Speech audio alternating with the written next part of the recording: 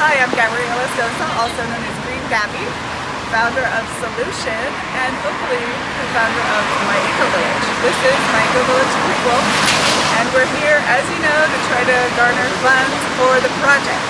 And you're going to finally get to meet the co-founder, Amrta. So join us on this European adventure.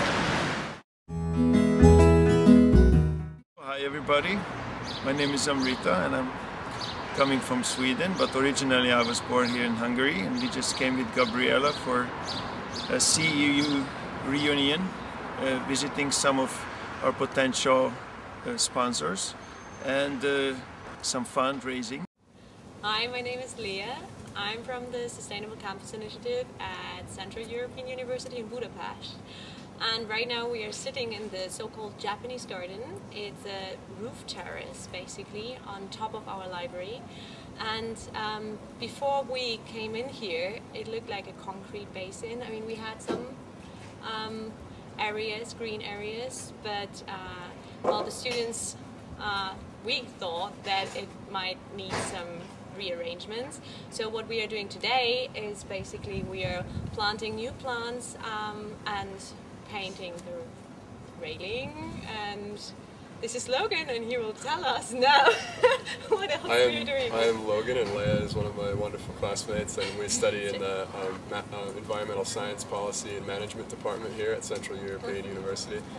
And as she said, this project was it was started by our Sustainable Campus Initiative student group, which began this year in August. And well, we identified this space because it was a large outdoor space with a lot of potential, but it was neglected and underused. And we felt like it needed a little love and it needed some touching up. And if we could make it a more comfortable, habitable space for students to stay in and take a break in or study out here, while also trying to incorporate some elements of sustainability, we thought it was a wonderful project to be a part of. And so that's how this started. How do you think the EcoVillage movement can be applied in a more global context?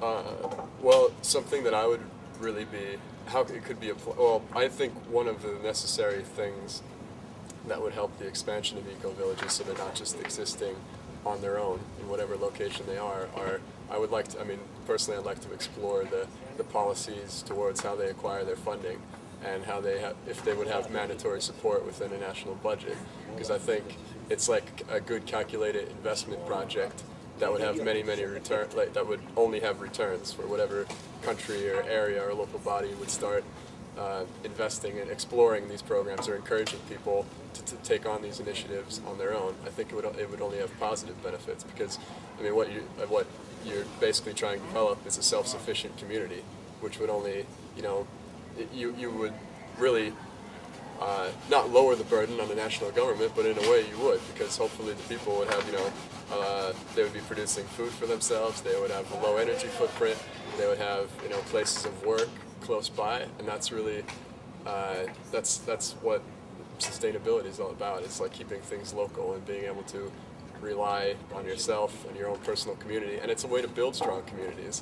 So we know like national governments spend millions and millions of dollars in improvement in social development projects, but I think the EcoVillage is like a very efficient social development project.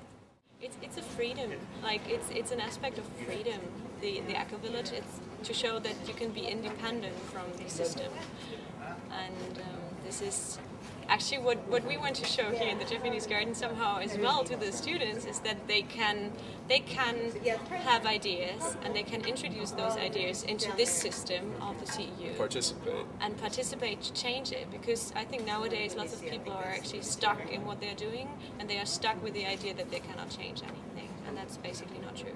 And eco-villages are the symbol of I can do it by myself. Thank you, I don't need you. Now our original plan and hopes were to extend the garden areas and build more of our gardens ourselves, but since the university is in a transition phase, and within 2 or 3 years they will be completely changing this whole space, but we can only do things that were somewhat temporary. So we decided to liven up the gardens that were already here with local plant species. So we have some ferns, and vines. Ivory. This is ivory down there. So Ivory. actually, it's like we try to be as local as possible, as native as possible, and get some shade-growing plants, which can also endure some kind of a hot summer. So we heard that you're starting your own EcoVillage initiative in Sweden, and luckily both of us will be heading To Sweden. in your direction very soon. Exactly. And I would certainly be interested in collaborating with your project and learning more about your initiatives, and also potentially exploring a small thesis project on the process and being a very integrated participant, because it's something I'm really interested in, how communities can transition to be more low intensity structure and organization and more environmentally friendly. So I really hope to see you all in the future, whoever this video makes it out to.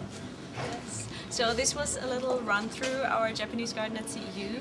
Today is the official annual alumni reunion here, I think, yes. And so we are also celebrating the 20th anniversary of CEU. And I think this is like the occasion actually to say that, I don't know, during the next 20 years, there can be more changes maybe regarding the environment at CEU than in the last 20 years. Yes.